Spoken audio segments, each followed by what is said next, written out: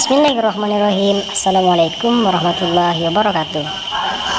Di sini kelompok 8 akan menjelaskan mengenai peran dan proses manajemen risiko. Untuk lebih lengkapnya, mari kita simak video berikut ini. Halo bosku, adakah? Ada sayang, ada.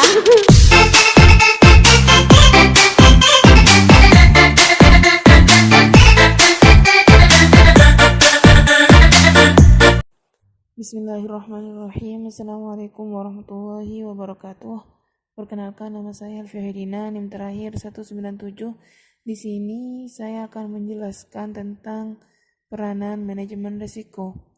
Nah, salah satu peranan pilar arsitektur perbankan Indonesia menyatakan pentingnya menciptakan industri perbankan yang kuat dan memiliki daya saing yang tinggi, serta memiliki ketahanan dalam menghadapi risiko. Lingkungan internal dan eksternal perbankan yang berkembang pesat disertai dengan risiko kegiatan usaha bank yang semakin kompleks menuntut bank untuk menerapkan manajemen risiko yang memadai dan dilaksanakan secara disiplin. Kemudian penerapan manajemen risiko pada perbankan sangatlah penting dalam menciptakan industri perbankan yang sehat dan terintegrasi, agar bisnis bank dijalankan dalam koridor risiko yang tetap terkendali. Penerapan manajemen risiko yang tertib pada setiap bank pada gilirannya akan menciptakan industri perbankan yang semakin sehat. Kemudian penerapan manajemen risiko tidak dimaksudkan untuk menghambat pertumbuhan bisnis bank, namun dimaksudkan untuk dapat memastikan bahwa risiko dalam bisnis yang dijalankan diketahui dan disadari oleh bank dan diupayakan agar risiko tersebut masih berada dalam koridor toleransi risiko bank sesuai kebijakan yang sudah ditentukan oleh bank.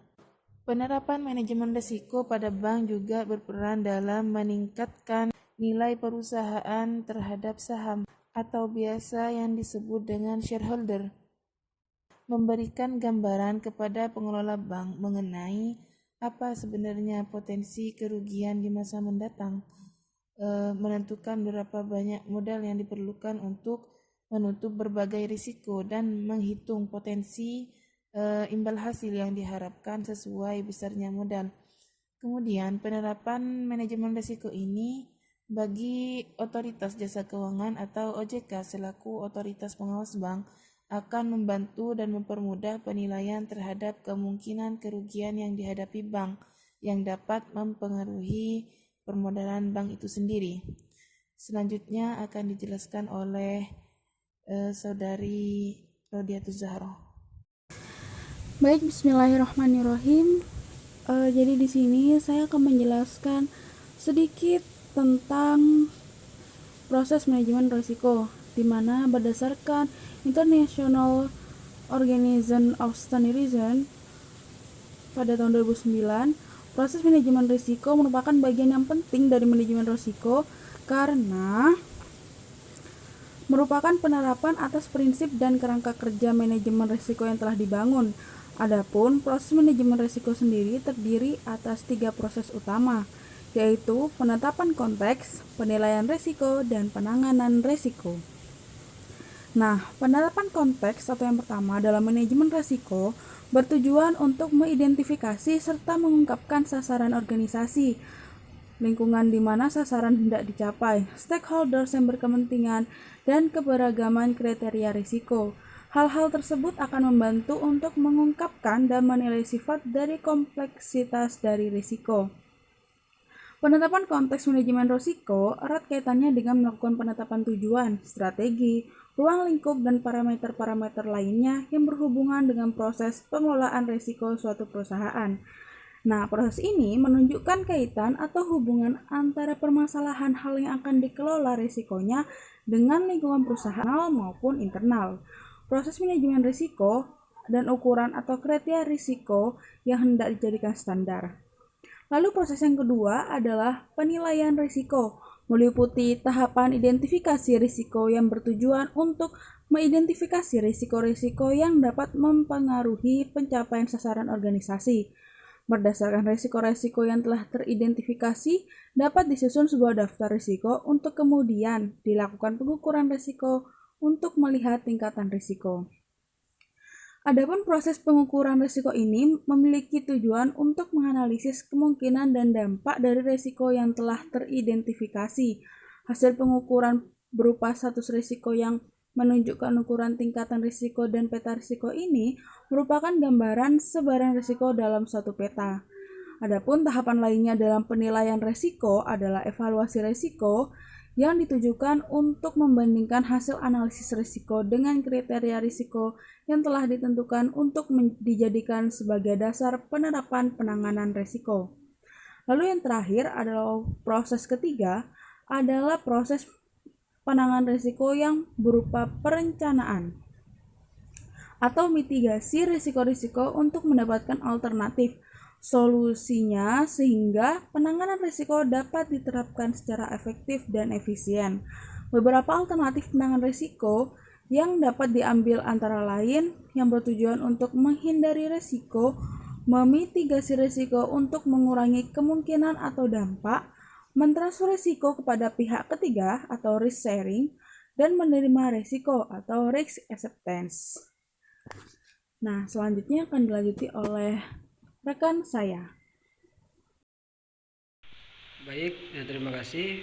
Assalamualaikum warahmatullahi wabarakatuh. Di sini saya Muhammad Warizal melanjutkan dari pemateri sebelumnya, yaitu saudari Ara, yang mana tadi sudah dijelaskan bahwa di dalam ketiga proses tersebut disertai dengan dua proses pendukung lainnya, yaitu komunikasi dan konsultasi untuk menjamin persediaannya dukungan yang memadai dari setiap kegiatan manajemen risiko dan menjadikan setiap kegiatan mencapai sasarannya dengan tepat.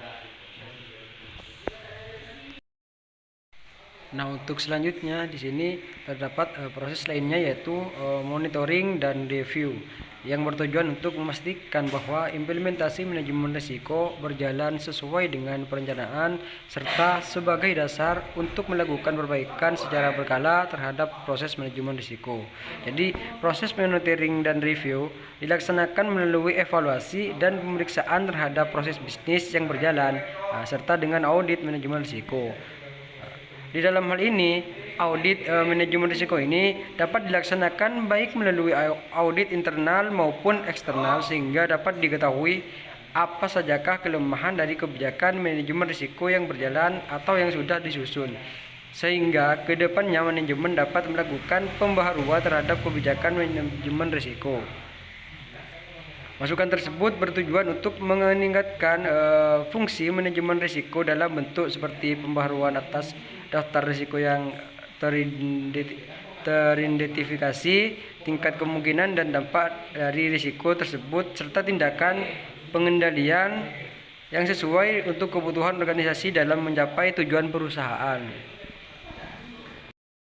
Dan proses pendukung lainnya dalam penerapan manajemen risiko adalah komunikasi kepada manajemen dan unit-unit kerja perusahaan sehingga setiap individu dalam perusahaan memahami atas kesadaran risiko, budaya risiko, kematangan risiko. Proses komunikasi ini dilaksanakan sebagai upaya untuk mengukur kesiapan organisasi dalam mengatasi risiko dan untuk mengevaluasi penerapan manajemen risiko tersebut. Diharapkan dengan adanya fungsi manajemen risiko yang terkelola dengan baik di setiap unit kerja dapat mendukung penerapan good corporate governance di dalam perusahaan secara keseluruhan. Karena sejatinya fungsi manajemen risiko bertujuan untuk mendorong dan mendukung pengembangan pengelolaan risiko usaha perusahaan dengan penerapan prinsip kehati-hatian, akuntabilitas, dan bertanggung jawab sejalan dengan prinsip-prinsip tata kelola perusahaan. Mungkin cukup itu saja dari kami. Selebihnya kami mohon maaf. Wassalamualaikum warahmatullahi